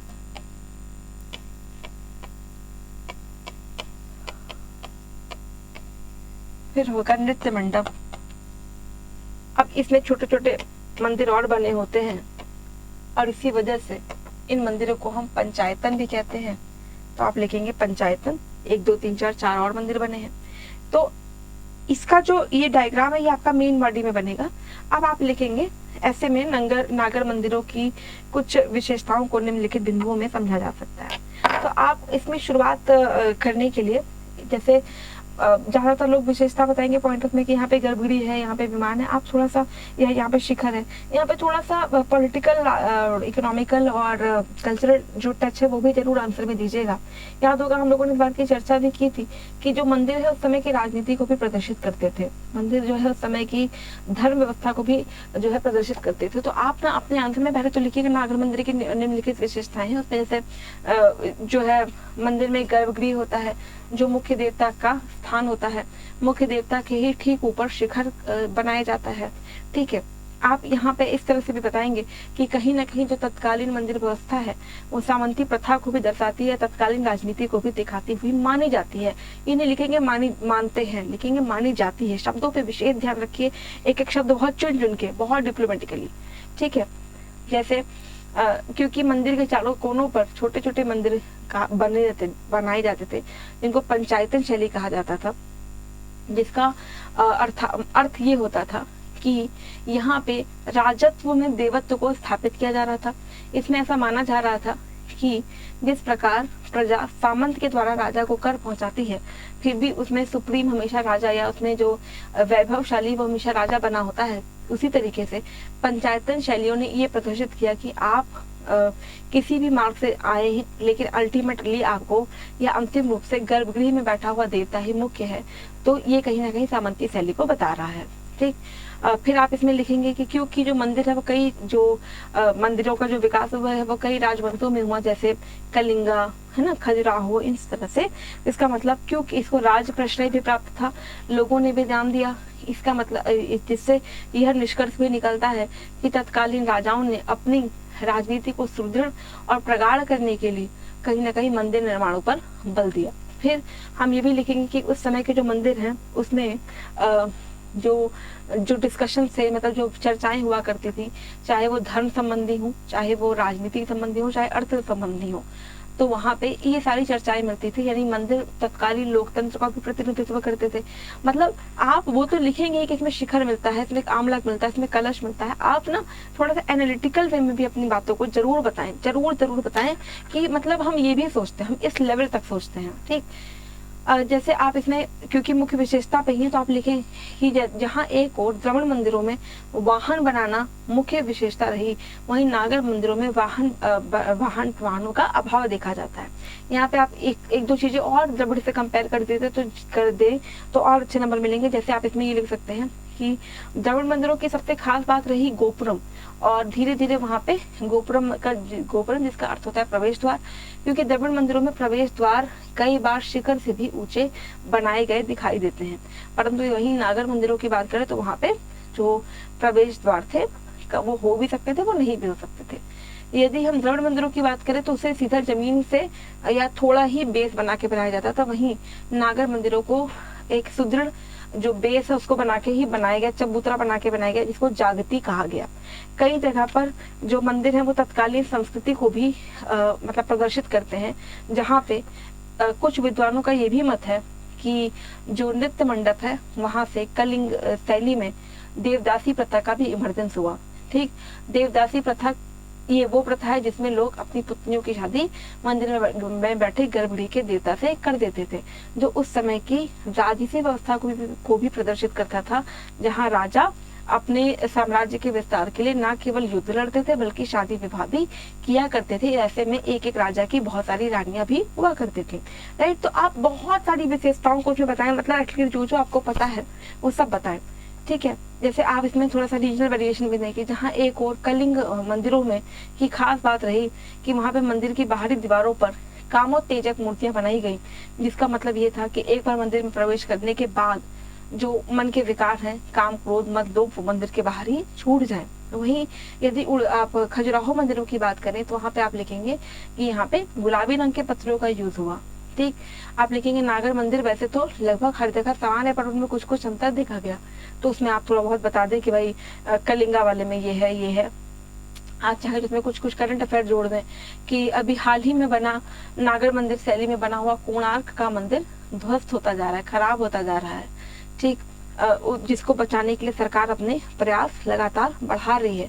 मेरे ख्याल में आप बात समझ पा रहे होंगे कि कुल मिला के आपको रहना क्वेश्चन की थीम में है। अगर इस क्वेश्चन का में डायग्राम बनेगा तो हाँ, इस तरीके वाला डायग्राम आपको बनाना जरूरी है।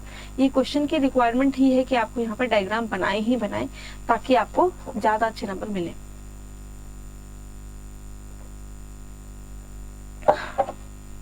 क्या आप यहाँ तक बात समझ पाए? तो इंट्रोडक्शन हो गया, मेन बॉडी हो गया। दूसरा चीज जो ये डायग्राम होगा वो आप मतलब कई बार हम सोचते हैं डायग्राम हम कहाँ बनाएं, तो अगर आपके पास लिखने के लिए बहुत सारा मटेरियल है तो सपोज करिए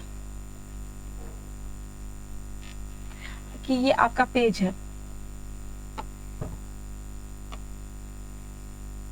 लिखने के लिए यहाँ से लेके यहाँ तक हमने इंट्रोडक्शन लिखा।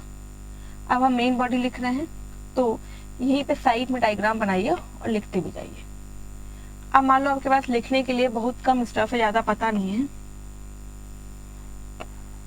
इंट्रोडक्शन लिखिए, यहाँ पे डायग्राम बनाइए, इसके नीचे लिख दीजिए।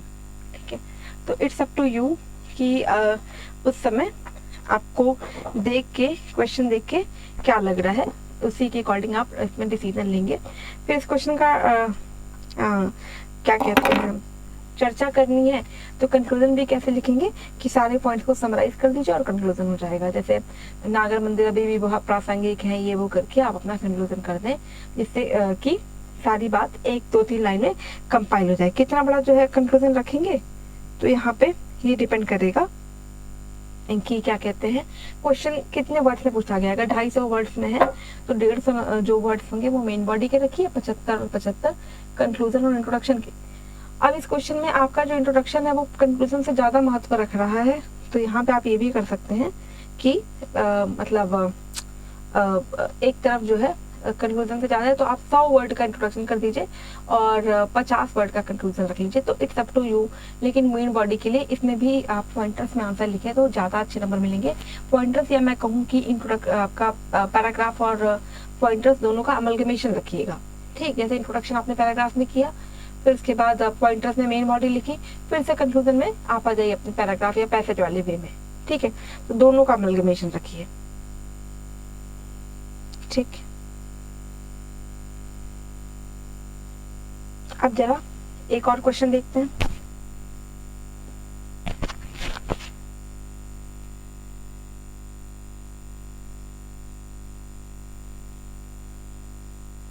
इस क्वेश्चन में देखिए, इतिहास के दौरान मथुरा स्कूल कला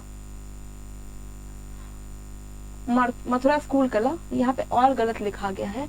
इतिहास के दौरान मथुरा स्थूल कला मूर्ति कला का समृद्ध केंद्र था। यह गांधार स्कूल से किस प्रकार भिन्न था? इतिहास के दौरान मथुरा स्कूल कला मूर्ति कला का एक समृद्ध केंद्र था। केंद्र भी नहीं था, कैसा केंद्र था? समृद्ध। ये गांधार स्कूल से किस प्रकार भिन्न था? तो पहला स्टेप वही, हमें पहले तो कीवर्ड्स अंडरलाइन कर लेने हैं। क्या क्या कीवर्ड्स है? मथुरा स्कूल कला और कौन सा? मूर्ति कला। इसका क्या था? समृद्ध केंद्र, यानी मथुरा स्कूल कला मूर्ति कला का एक समृद्ध केंद्र था। दूसरा पार्ट पूछा गांधार स्कूल से किस प्रकार भिन्न था। मतलब पहले तो आपको ये बताना है, जो पहली लाइन, कि क्या ये समृद्ध केंद्र था? आपको लगता है, अगर पूर्ण विराम लगा तो दैट मींस वो आपसे ये जानना चाहते हैं कि आपको क्या लगता है समृद्ध केंद्र था, और अगर था तो किस प्रकार भिन्न था, है ना, अलग क्या था। इसका अगर यहाँ पे क्वेश्चन में भिन्न पूछ रहा है, भिन्न, इसका मतलब कुछ ना कुछ समानता भी होगी, कहीं ना कहीं समानता भी होगी और कहीं ना कहीं भिन्नता भी होगी, दोनों चीजें होंगी, तब जाके फिर हम इस बात को बता पाएंगे। अब इसके लिए भी फिर से वही मेथड, अंडरलाइन द कीवर्ड। तो कीवर्ड हमने अंडरलाइन पहले ही कर लिया। आप क्या करें, कीवर्ड अंडरलाइन हो गया तो इसको भी डिवाइड करिए कि हमें आंसर कैसे लिखना है। इंट्रो,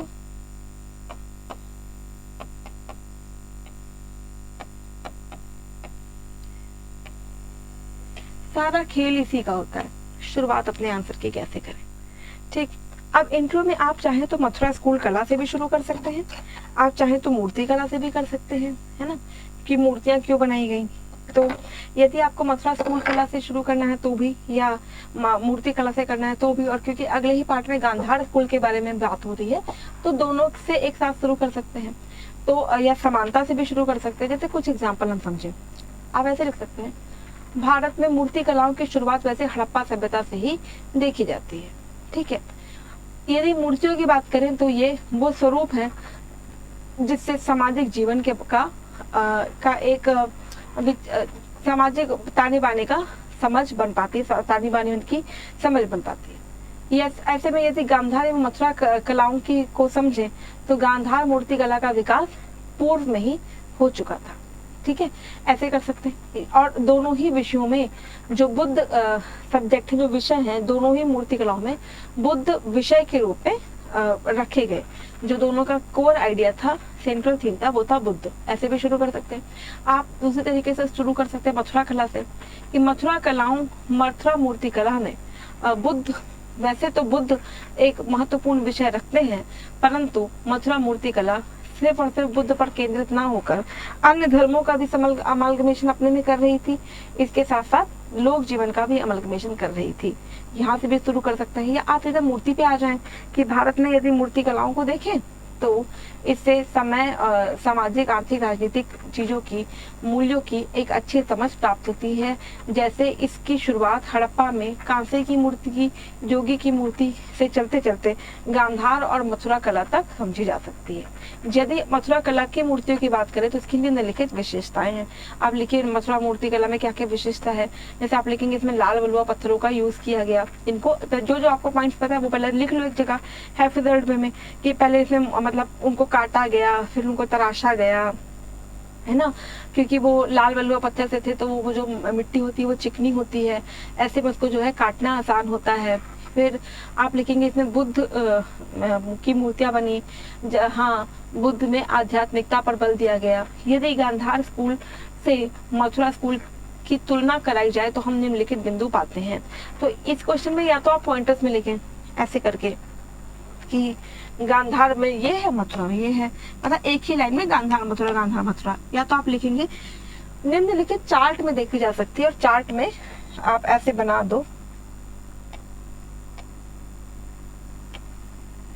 एक तरफ लिख दो गांधार, एक तरफ लिख दो मथुरा, और यहाँ पे क्रम संख्या, और एक एक करके तुलना करा दीजिए। ठीक है, तो आप चाहें तो इस तरीके से जब तुलना करा के भी लिखेंगे ना, तब भी बात मतलब वही होगी। यहाँ से आप अपने आंसर लिख लेंगे। तो तुलना कराने में कहीं समानता आएगी और कहीं असमानता आएगी, तो जो समानता वाला है उसको आप बिना चार्ट के लिख लें, और क्योंकि असमानता ही आपसे पूछी गई यानी भिन्न किस किस तरीके से था उसको आप इस चार्ट में दिखा दें। जैसे भिन्न में आप दिखाएंगे कि वहाँ ग्रीक जो भगवान है अपोलो की तरह दिखाया गया है, यहाँ पे विलासिता पे अधिक बल है। वहीं यदि मथुरा की मूर्तियों की बात कराएं तो उसमें जो है आध्यात्म पे ज्यादा बल दिखता है। यहाँ पे जो बुद्ध के पीछे का वो जो था ना, क्या कहते हैं इसका नाम ही भूल गया, जो आभा मंडल है, सॉरी हाँ आभा मंडल है, आभा मंडल पे कोई भी अलंकरण नहीं है। वही मथुरा मंदिरों की बात किया जाए तो आभा मंडल पे भी क्या कहते हैं वो देखा जाता है, नक्काशी देखी जाती है। ठीक, आप यहाँ पे लिख सकते हैं कि यहाँ पे बुद्ध को ध्यान की, मथुरा में बुद्ध को ध्यान की मुद्रा में दिखाया गया है, जहाँ पे उनके आंखों को अर्ध खुली अवस्था में दिखाया गया है। वहीं गांधार की बात करें तो उनको राजकुमार की भांति दिखाया गया है। यहाँ पे जो उनके कपड़े हैं वो मुड़े हुए दिखाए गए हैं। वहाँ पे जो वस्त्र विन्यास है बहुत अच्छा, वहाँ पे केस विन्यास को सुसज्जित रखा गया है। ठीक है, तो आप इसको थोड़ा सा मतलब पहले तो क्या करो कि इंट्रोडक्शन कर दो। तो चाहे तो आप मथुरा कला से इंट्रोडक्शन करिए, चाहे आप मथुरा और गांधार दोनों को मिक्स करते हुए इंट्रोडक्शन करिए, या आप मूर्ति कला क्या होती है इसको समझाने से इंट्रोडक्शन कर दीजिए। फिर लिखे वैसे तो उसने पर्याप्त समानताएं देखी जाती है, जो निम्न लिखे तो समानताएं दिखाएं। अब इसके बाद क्या लिखे, यद्यपि जो मूर्ति कला है इसमें पर्याप्त समानता देखी गई, परंतु इनमें असमानता भी कम नहीं थी, जिन्हें इतिहासकार अपने अपने शब्दों में व्याख्यायित करते हैं। इनमें से कुछ भिन्नताओं को निम्नलिखित बिंदुओं में हम समझ सकते हैं, और चार्ट बना के आपने भिन्नताओं में उसको समझा दीजिए, और उसके बाद फिर आप अपने आंसर को कंक्लूड कर दें, तो भी वो आपका कहीं ना कहीं काम कर देगी। ठीक, तो ये जो है आपको जो है बेसिक आइडिया मेरे ख्याल में लगा होगा कि आपको एक्चुअली में अपना आंसर लिखना कैसे था। तो किसी भी आंसर को लिखने के पहले तो अभी आप प्रैक्टिस मोड में हैं, आप इस तरीके से प्रैक्टिस करिए। अपकमिंग सेशन से वी विल ट्राई कि हम और सब्जेक्ट्स भी उठाएं, और सब्जेक्ट में भी आंसर कैसे लिखना है उस पर आपसे चर्चा करें। ठीक है, थोड़े थोड़े क्वेश्चन उठाएं ताकि आपको बहुत हैक्टिक भी ना लगे। देखिए, कोई भी आंसर ना आप उसको ये नहीं कह सकते कि यही एक आइडियल आंसर है, सारे आंसर ऐसे ही होने चाहिए। लेकिन आंसर का जो सबसे बेसिक क्राइटेरिया है वो यही है कि कुल मिलाकर जो आपसे पूछा जाए एटलीस्ट आप उतना बता दो। ठीक है, जो आपसे पूछा जा रहा है वो जरूर बताओ। तो ये ना लगे कि आपका आंसर डेविएटेड है, कि मान लो हम बोल रहे हैं आलोचना करने और आप चर्चा कर रहे हैं, हम बोल रहे हैं मूल्यांकन करने और आप जो है विवेचना कर रहे हैं। तो जरूर क्वेश्चन की लाइन में आप अपने आंसर को लिखिए। दूसरी चीज, डायग्राम बनाने पर नंबर मिलते हैं, हाँ बहुत अच्छे नंबर मिलते हैं, लेकिन ऐसा ना हो कि आप किसी ने बोल रहे डायग्राम बनाने पर नंबर मिलता है तो डायग्राम ही बनाए जा रहे हैं। डिपेंड करेगा कि क्या क्वेश्चन की रिक्वायरमेंट है डायग्राम की, और डायग्राम में भी किस तरह की डायग्राम की रिक्वायरमेंट आपकी सवाल कर रहा है, पैराग्राफ की, वेन की, या ग्राफेरिकल जो डायग्राम है उनकी, किस तरह के डायग्राम यहाँ पे बनाने जरूरी है, उसी तरीके का डायग्राम आपको बनाना होगा। फिर ज़्यादा समस्या हमेशा क्वेश्चन को शुरू करने में आती है। तो आज हमने कुछ एग्जाम्पल देखे, तो आगे भी जब आप प्रैक्टिस अभी करेंगे ना तो इसी तरीके से शुरू करिएगा, या तो परिभाषित करिएगा या फिर कंपैरिजन कर दीजिएगा, एनेक्डोट फ्रेम कर लीजिएगा, डेटा दे दीजिएगा, एजम्पशन बना लीजिएगा, या अभी कुछ तरीके और भी हैं। वैसे तो मतलब कुछ तरीके और भी हैं, बट वो जैसे जैसे सवाल हम लोग करेंगे ना तो वैसे वैसे बिना सवाल के बताने में फिर आपको भी समस्याएं होंगी। तो जब आपका अपकमिंग सेशंस में हम और सवाल भी लेंगे और उस पर भी हम आपकी चर्चाएं करेंगे। फिर आता है कि आपने आंसर में स्पीड जरूर मेंटेन करिए। अभी स्पीड नहीं आ रही तो इतनी परेशानी की बात नहीं है, धीरे धीरे जैसे आपके पास कंटेंट आते जाएंगे वैसे वैसे आपकी जो प्रैक्टिस है बढ़ती जाएगी। अब last but not least thing कि आंसर लिखना कब से शुरू करें। तो यदि आपको सपोज करो 2024 में देना है, आप अपने तैयारी का स्तर देखें। आपको मतलब कई लोग जनरली मेरे से जो स्टूडेंट्स हैं वो ये भी क्वेश्चन पूछते हैं कि हम ना जब आंसर लिखते हैं तो समझ में नहीं आता क्या लिखें। बाद में लगता है ये सब तो हमें पता था, पर आंसर लिखते समय याद नहीं आता। उसका बस सीधा मतलब ये होता है कि हमें बहुत सारी बातें पता होती हैं पर हम उनका अधिकार नहीं समझते। क्या हमें मूल अधिकार पता नहीं है? बिल्कुल पता है, लेकिन क्या उनका अभ्यास करते हैं? नहीं। तो जिन भी चीजों का हम अभ्यास नहीं करते वो हमारे मस्तिष्क पे टिकती नहीं है। इसीलिए अच्छा ये होगा कि जब आप आंसर लिखें ना, प्रैक्टिस करें, तो कम से कम प्रैक्टिस के दौरान अपने आंसर को में जो भी आप मेन वर्ड में पॉइंटर्स लिखने वाले हैं उसको पहले हैफेजर्डली कहीं पे लिख लें, उसके बाद उसको सॉल्ट आउट करें। तो धीरे धीरे क्या होगा, आप देखेंगे कि वो समझ आपकी जो ये प्रॉब्लम है वो खत्म होने लगी। फिर एक चीज़ ये भी होता है कि जब आप हैफेजर्ड वे में लिख लेंगे, उसको क्रोनोलॉजिकल वे में लगाना या एक ऑर्डर में लगाना कहीं ना कहीं आपके लिए आसान हो जाएगा। जब कुछ आंसर्स आप क्रोनोलॉजिकल वे में लगा ले जाओगे ना, तो बाकी के आंसर आपको उसी क्रम में लिखने की आदत धीरे धीरे हो जाएगी। ठीक, आंसर कब से लिखना शुरू करें तो वो डिपेंड करेगा, एक बार पहले कंटेंट की समझ बना ले तब, और तब वो आपको खुद याद आएगा कि इसमें लिखना क्या है। जैसे अभी मैं आपसे कोई बॉलीवुड गॉसिप पूछूं कि भाई अमिताभ बच्चन ने करोड़ बनने का करोड़पति में काम करना क्यों शुरू कर दिया, तो आप मुझे उसमें बहुत आयाम बताओगे, कह रहे नहीं नहीं वो ना पैसे की कमी थी। कोई बताएगा नहीं नहीं उसको पता था कि टीवी में आएंगे तो अच्छा रहेगा। इसका मतलब आपका उस टॉपिक पे कमांड है तो आप खुद ही लिख पा रहे हो, देख रहे हो ना। इसी तरीके से जब इन टॉपिक्स पे कमांड हो जाएगा तो आप खुद ही लिख लोगे, आप इसमें रश में मत जाइए, कंटेंट के पीछे जाइए। एक बार कंटेंट तैयार हो जाएगा तो इंटेंट अपने आप बनने लग जाएगा। ठीक, कुछ क्वेश्चंस जो अभी हमने आपसे डिस्कस किए, आपने स्क्रीनशॉट ले लिए हो तो आप उनके आंसर लिख के प्रैक्टिस कर लीजिएगा, ताकि आपको समझ में आए कि आंसर्स लिखने कैसे हैं। अगर अभी आंसर लिखने में 1 घंटा 1.5 घंटा भी जा रहा है तो परेशानी की बात नहीं है, धीरे धीरे वो कम हो जाएगा। ठीक है, धीरे धीरे प्रयास करते रहेंगे, हर दिन प्रयास करेंगे तो प्रयास सफल भी होंगे। ठीक है, तो चलिए फिर आज के सेशन को हम यहीं पे विराम देते हैं, फिर आपसे मिलना होगा, आपसे किसी और टॉपिक पर चर्चा करेंगे। हाँ, आंसर राइटिंग के भी कुछ सेशंस लेके आएंगे। Thank you so much all of you for joining and have a very nice day ahead.